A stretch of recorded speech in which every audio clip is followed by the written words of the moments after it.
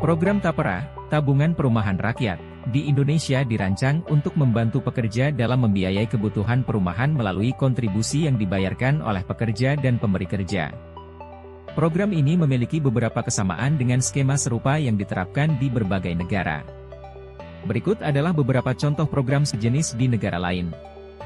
1. Singapura, Central Provident Fund, CPF. CPF adalah skema tabungan wajib yang didanai oleh kontribusi dari pemberi kerja dan pekerja. Kontribusi ini digunakan untuk berbagai kebutuhan seperti pensiun, perumahan, dan perawatan kesehatan. Kontribusi bulanan mencapai 17% dari pemberi kerja dan 20% dari pekerja, dengan batas pendapatan sebesar Sg6.800 per bulan. 2. Meksiko, Program Tukasa dan Vivienda Rural. Program ini memberikan hibah untuk pembangunan rumah baru, pembelian rumah yang sudah ada, dan renovasi rumah bagi masyarakat berpendapatan rendah. Selain itu, ada program Esta Es Tu Casa yang diluncurkan pada 2007 untuk membantu rumah tangga dengan pendapatan rendah dalam memperoleh perumahan. 3. Malaysia, Employee Provident Fund, EPF. EPF adalah tabungan wajib yang mencakup dana pensiun dan tabungan perumahan.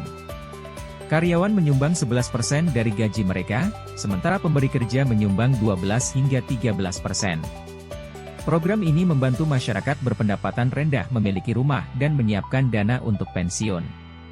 4. Filipina, Home Development Mutual Fund, PAGI Big Fund.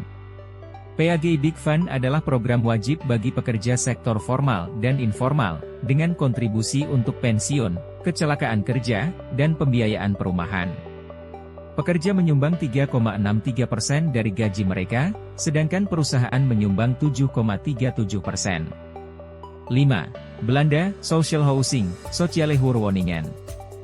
Belanda memiliki sistem perumahan sosial yang menyediakan rumah sewa bersubsidi dengan harga tidak lebih dari €710,68 per bulan. Program ini juga mengatur batas kenaikan harga sewa dan menggunakan sistem poin untuk menentukan nilai properti dan besaran sewa. 6. Cina, Employee Benefits Program.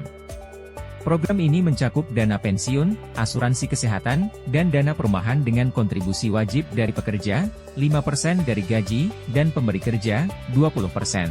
Dana yang terkumpul digunakan untuk membiayai pembangunan perumahan terjangkau bagi pekerja. 7. Chili, Subsidios para Acondicionamiento Termico de la Vivienda. Chili memberikan subsidi untuk rumah tangga berpendapatan rendah dan menengah untuk pembelian, pembangunan, dan perbaikan perumahan. Program ini membantu mengurangi proporsi keluarga yang tidak memiliki rumah atau tinggal di perumahan di bawah standar. 8. Kanada, Home Buyers Plan, HBP. HBP memungkinkan warga Kanada menggunakan dana dari tabungan pensiun, RRSP, untuk membayar uang muka rumah pertama mereka. Setiap individu dapat menarik hingga CID 35,000 tanpa dikenai pajak, dengan pengembalian dalam waktu 15 tahun. 9. Australia, Superannuation. Program Superannuation memungkinkan individu mengumpulkan dana pensiun yang dapat digunakan untuk pembelian rumah pertama. Sejak 2018, warga Australia dapat menarik hingga $30 Australia dari dana pensiun untuk membeli rumah pertama mereka.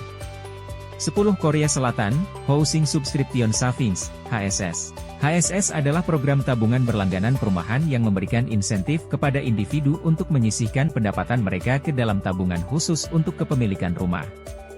Program ini menawarkan bunga tabungan lebih tinggi, pembebasan pajak, dan akses pinjaman rumah dengan bunga rendah. 11. Jerman, Bausparen. Bausparen adalah program tabungan perumahan di mana peserta menyimpan uang secara rutin dan kemudian dapat mengajukan pinjaman dengan suku bunga rendah untuk membeli rumah. Program ini membantu masyarakat yang kesulitan memenuhi syarat pinjaman hipotek konvensional. 12. Amerika Serikat,